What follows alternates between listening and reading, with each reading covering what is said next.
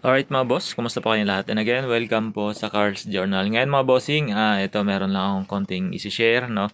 Ito nga pala, meron tayo ditong Mitsubishi Expander 2025 model. At ito nga pala mga boss, ipapakita ko sa inyo yung kanyang Odo.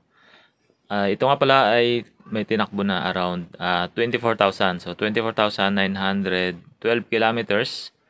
So from Casa, i-check natin ngayon mga bossing, no? From 0 kilometer na niya ay kung gaano ba karami ang kanyang na-consume or nabawas na coolant from 0 kilometer to 24,000 kilometers. So ito naman mga boss ay monitored at ito lang para maipakita lang na kung sa ganong kahaba ng kilometers na tinakbo ay gaano na ba karami yung na bawas na coolant sa kanya. So ito mga bossing, no, susukatin ko na lang, gagamitan ko na lang siya ng wire kasi medyo nakabend yan sa loob. At para makita natin kung hanggang saan pa yung natitira na coolant. At ito nga pala mga boss ay monitored naman ito at hindi naman ito naubusan ng coolant. So ito titingnan natin kung gaano pa karami ang kanyang nakuha ang coolant. So pero kanina na sinukat ko na yan bago ko ginawa yung video. At ito nga.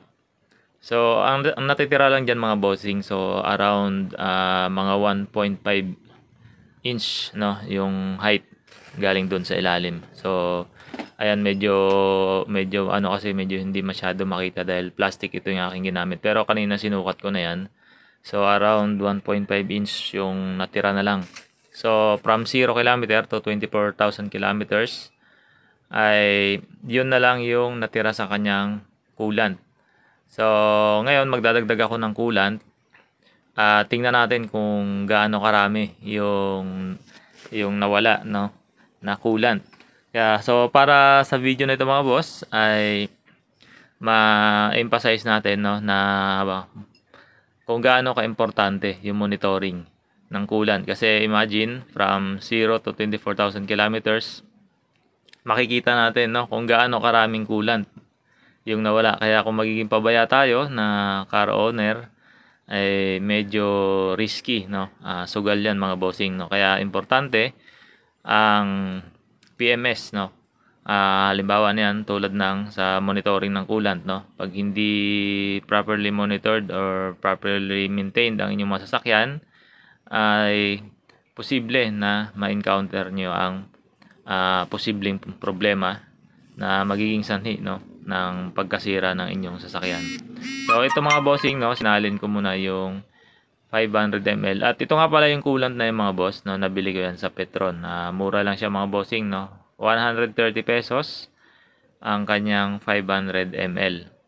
So depende sa kulay kasi yung green mas mura siya ng konti kaysa doon sa pink na kulay doon sa kanilang store. So dahil ito green yung gamit natin, ang available ay 500 ml. So dalawang 500 ml ang binili ko, equivalent na rin siya ng 1 liter. So ayun mga bossing, naisalin ko na pala yung ating dalawang 500 ml na coolant at equivalent na rin siya ng 1 liter. So ayun mga bossing, no, inubos natin yung laman niyan para umabot siya doon sa high level dito sa ating coolant reservoir. At dito makikita natin kung hanggang saan yung inabot ng ating 1 liter. So ayun mga bossing, kung mapapansin nyo yung part ng green, so halos nakatapat na yan sa kanyang high level ng ating coolant reservoir.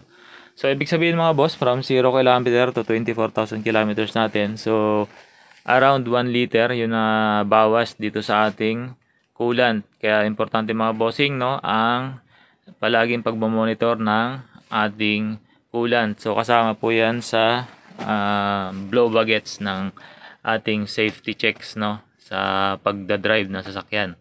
So ayan lang mga bossing, no, konting pagbabahagi lang ng experience at ride safe po palagi mga bossing.